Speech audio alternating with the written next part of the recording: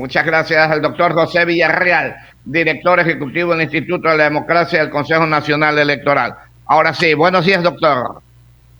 Muy buenos días, un caluroso saludo para ustedes y para los radioescuchas que están presentes con nosotros.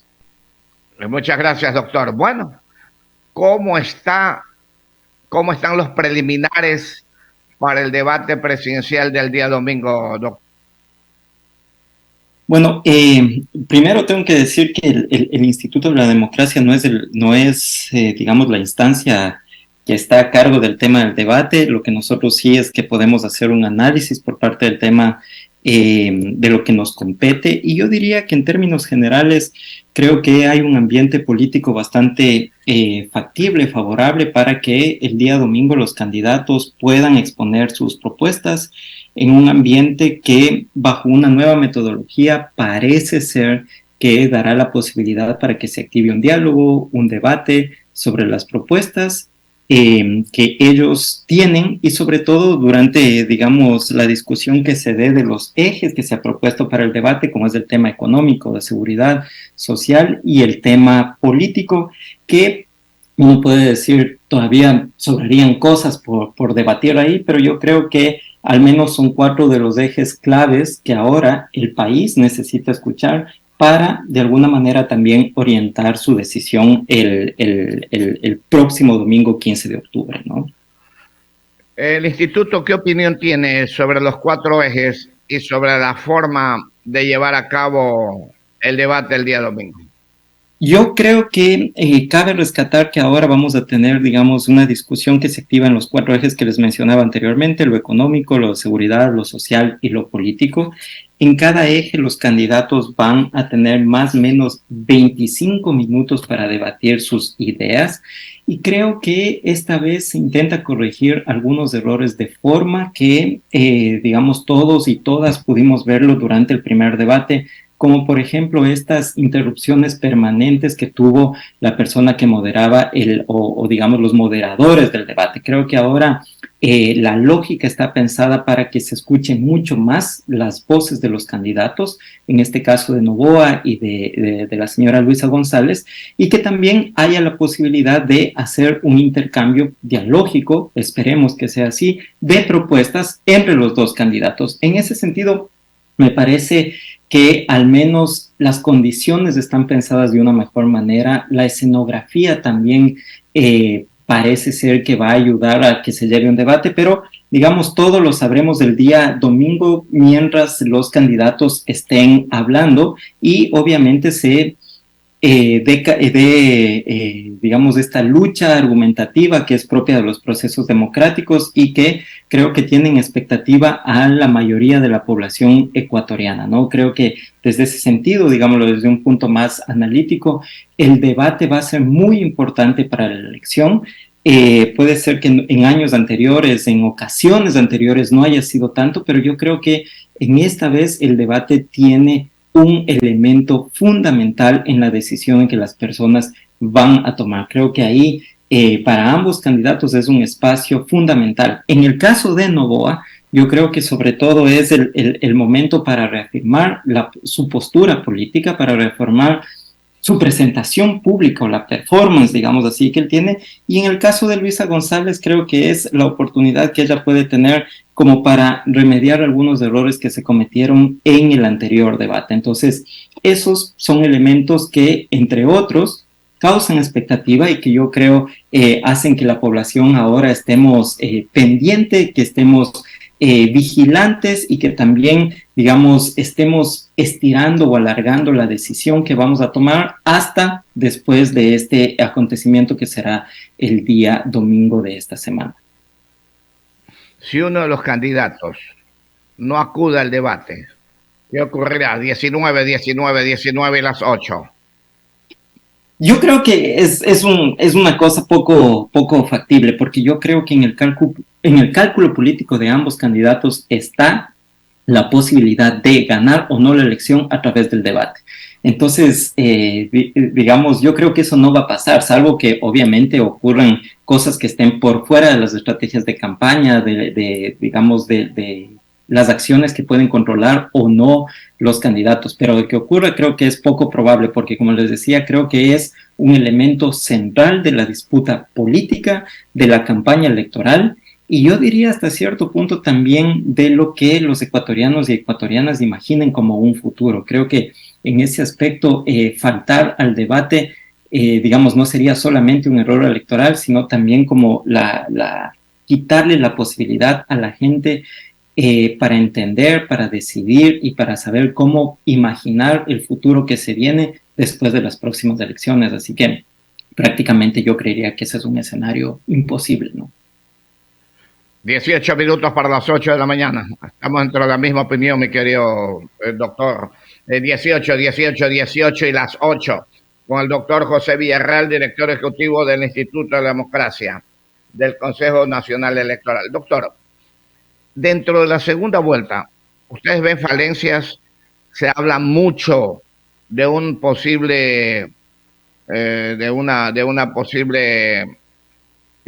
un posible fracaso en el sentido de que vaya a haber, se me fue la palabra, un tongo, como se dice vulgarmente. ¿Usted cree que es factible eso? Pero cuando decimos tongo, ¿a qué se refiere? ¿Como un tema de fraude electoral, no? ¿O qué es lo que...? Sí, se me fue la palabra, que no la... Mire, yo... Sí. Dígame.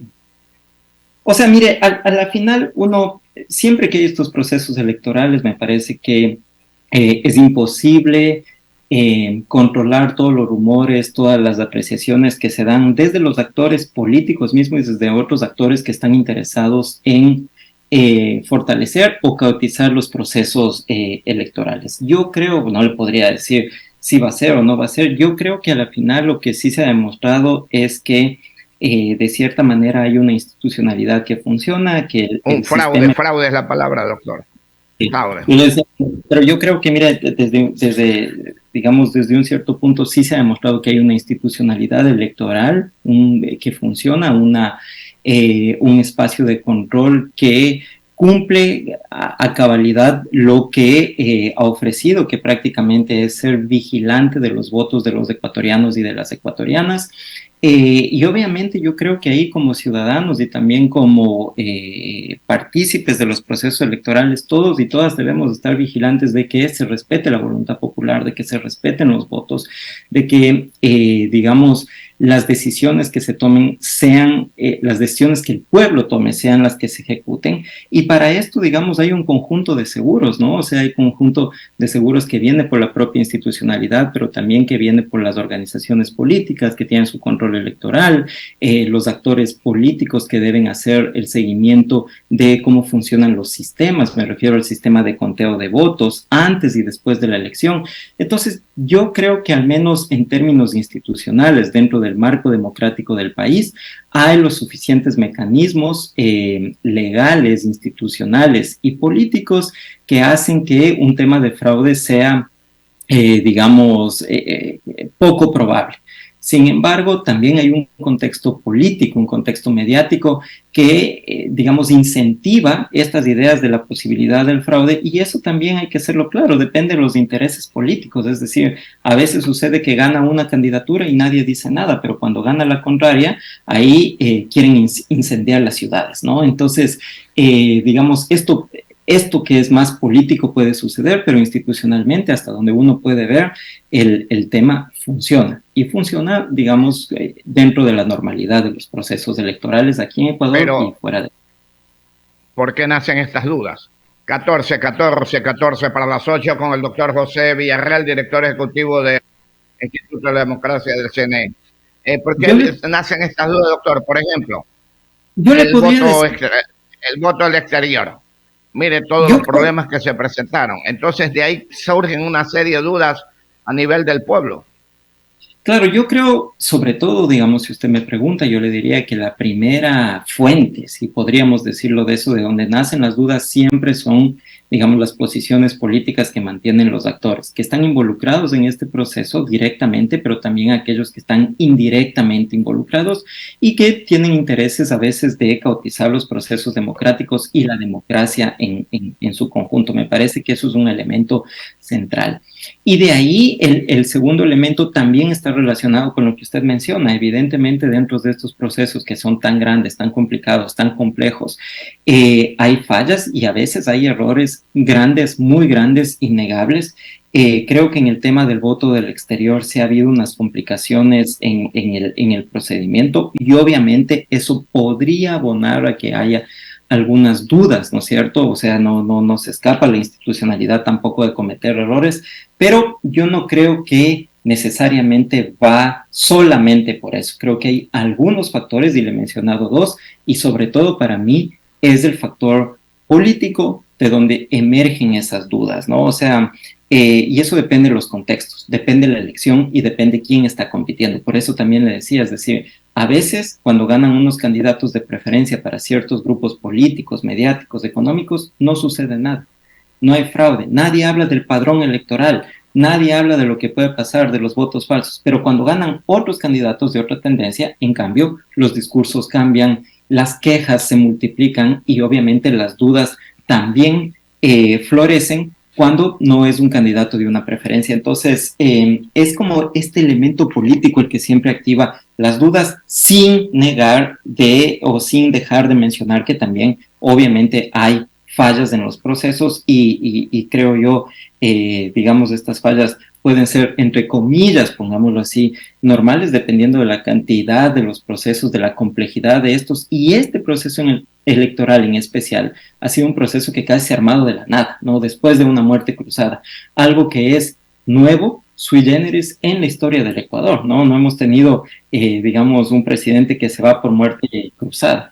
Y eso quiere decir que toda la institucionalidad tiene que trabajar de una manera extraordinaria en un periodo corto de tiempo. Eso no es justificación de nada, pero creo que es un elemento importante para saber cómo funciona lo que se podría decir la estructura política, la estructura de oportunidades políticas, ¿no?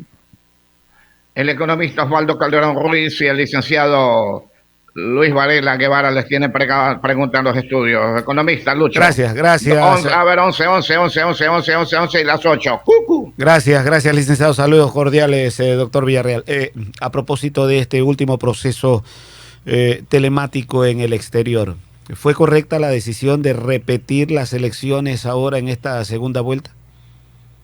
Mire, otra vez le voy a decir esto desde el punto de vista más del análisis político. Yo creo que sí es una decisión correcta, sí quedan algunas dudas sobre cómo se está expresando la soberanía del pueblo. Me parece que las instituciones democráticas y en el caso puntual el Consejo Nacional Electoral da un paso en firme al reconocer errores y además reconocer la posibilidad de tener un proceso donde la votación, el voto, la soberanía popular se exprese de la mejor manera. Y desde ese sentido, que es un punto de vista más de análisis, creo que es la decisión correcta. Además, para que no le quede duda a nadie, no le quede duda a los actores políticos, no le quede duda a la ciudadanía en general. Y yo digo una cosa de fondo, para que se garantice el derecho a elegir, que es lo fundamental. Claro, porque de una forma u otra se ha reconocido un error de logística en el desarrollo del voto telemático en el exterior, pero no un error, entre comillas, para tratar de favorecer o perjudicar a alguien, doctor. Exactamente, y eso, digamos, si se repite el proceso, si se vuelve a hacer la elección, creo que eso a la final puede ser un elemento muy claro de que la institucionalidad está tomando una postura neutral como debe ser, como tiene que ser, y que en el fondo, lo que le digo, lo importante es que la institucionalidad está garantizando el derecho al voto que tenemos todos y todas las ecuatorianas, y más aún quienes viven en el exterior. ¿Cuántos procesos electorales ha vivido usted en su vida, mi querido doctor, aquí en nuestro país? Si los puede rápidamente contabilizar. Yo soy joven todavía, así que digamos, si he podido pasar unos 6 procesos electorales, y todos ellos como ciudadano, ¿no? O sea, digamos, y bueno, también dentro de mi parte ya más académica. ¿En qué proceso electoral usted no escuchó de la posibilidad de un fraude? Esa es una muy buena pregunta, pero sabe que sí tengo uno que yo lo tenía en mente cuando estaba hablando un poco, pero sobre todo creo en la segunda vuelta del 2021. En la segunda vuelta del 2021, cuando se enfrentó el señor Lasso con el señor Arauz, nadie habló de fraude electoral en la segunda vuelta. O sea, todos estaban de acuerdo en el resultado electoral. Nadie dijo que el padrón estaba alterado, que hubo una falla en el sistema. No pasó nada. Lasso ganó, era el candidato que la ciudadanía había elegido, que había querido, y nadie hizo mención a un posible fraude en el proceso electoral. Todo dependerá siempre del agua que llegue a X, Y o Z molino. ¿No es verdad? Siempre es así. Todo dependerá del contexto político, quisiera decirlo, y de la correlación de fuerzas que se manifiesta en ese contexto político. Esa era la siguiente inquietud, porque usted le respondía al licenciado Arroba sobre este tema. Casi siempre sí, son los actores políticos los que generan la duda del fraude, y muchas veces alimentada esa posibilidad de fraude con esos mismos partidos políticos que tienen representantes al interior del Consejo Nacional Electoral.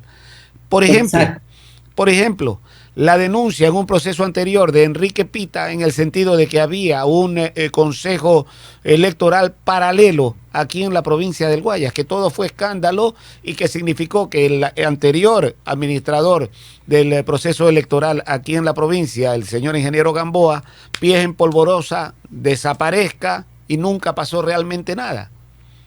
Exacto, entonces eso podría ser un punto que refuerza lo que yo decía en mi argumento, en el cual las dudas sobre los procesos electorales, no únicamente, pero sí principalmente, se alimentan en términos políticos, porque lo que usted dice es muy claro, es decir, yo recuerdo el proceso electoral donde el señor Pita hace la denuncia, donde la policía allana casas, la fiscalía, computadoras, o sea, uno decía, wow, esto es para encontrar una cosa gigantesca, el verdadero entramado de la corrupción en el sistema electoral.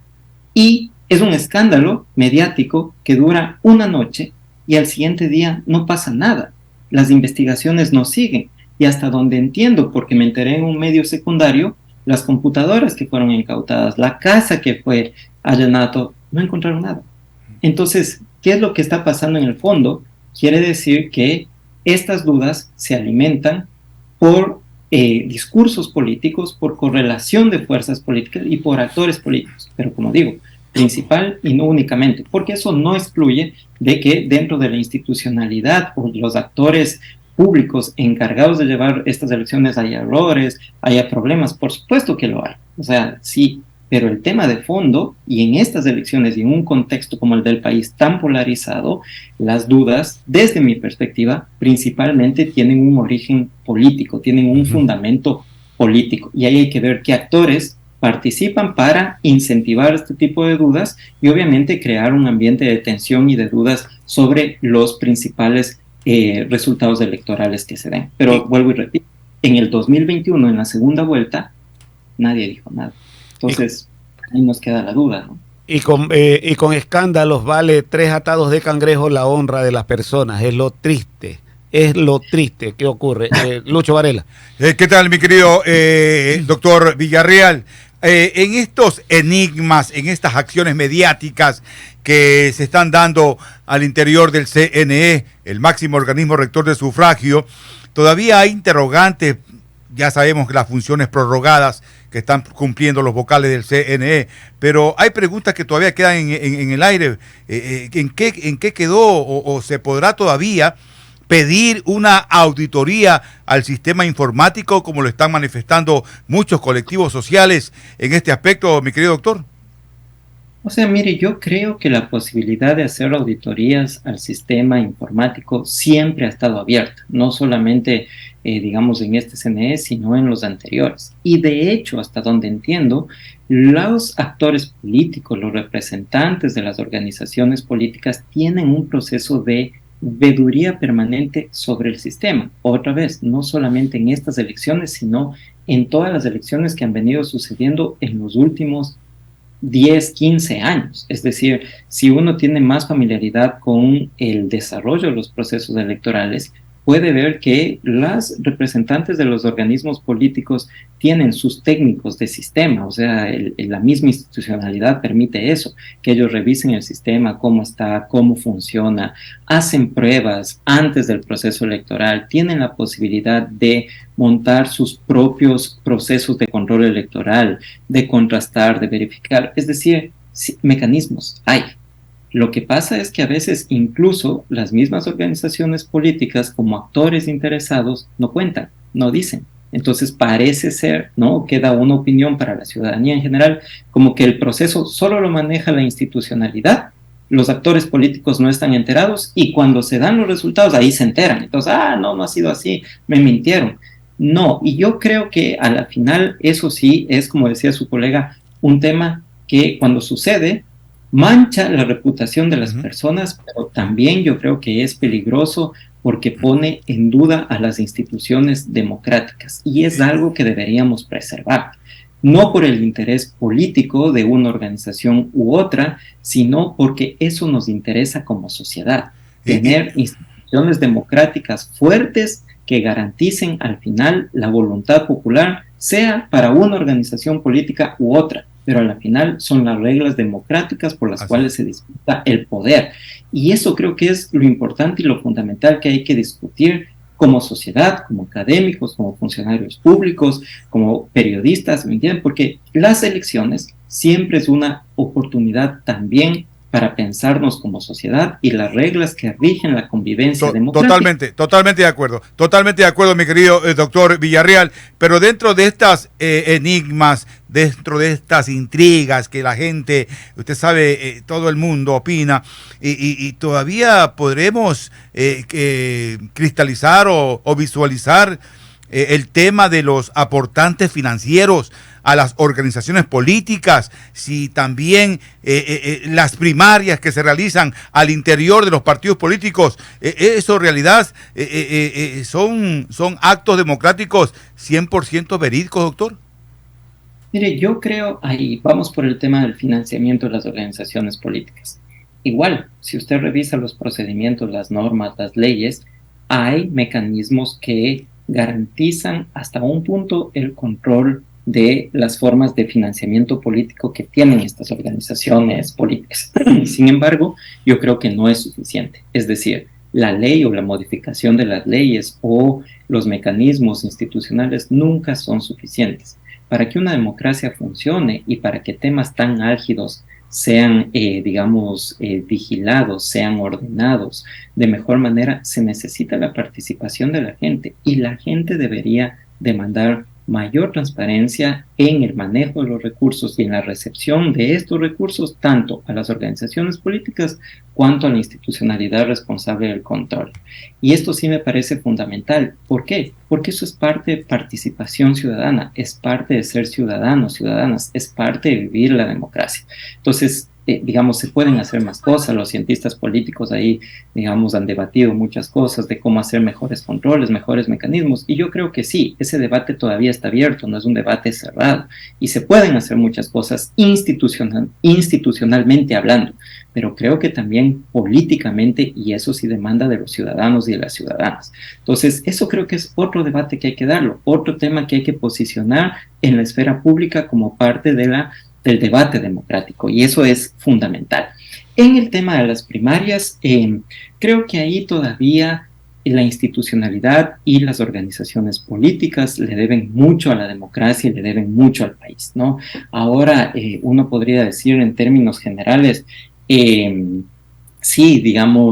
hay primarias, pero ¿cuán democráticas son esas primarias? ¿Cuánta gente participa? ¿Cómo se toman las decisiones? ¿Cómo se eligen los candidatos?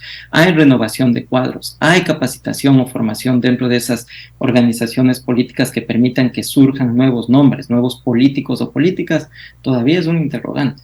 Eso sí es una interrogante porque se cumple en la formalidad, pero no a cabalidad. Es decir, yo todavía siento que faltan procesos de democracia interna dentro de las organizaciones políticas y por parte de la institucionalidad creo que todavía falta un trabajo para apoyar un poco, dirigir, si usted quiere, también o fortalecer estos procesos de democracia interna dentro de las organizaciones. Ahí todavía estamos en proceso de maduración, ¿no? Ok, mi querido doctor, ha sido importante escucharlo. Al doctor José Villarreal, director ejecutivo del Instituto de la Democracia del Consejo Nacional Electoral, y le dejamos con las últimas palabras. Ok, les quiero agradecer por la entrevista, por el tiempo, les mando un abrazo fraterno y bueno, a las órdenes cuando necesiten. Muchas gracias al doctor José Villarreal. Muchas gracias, doctor.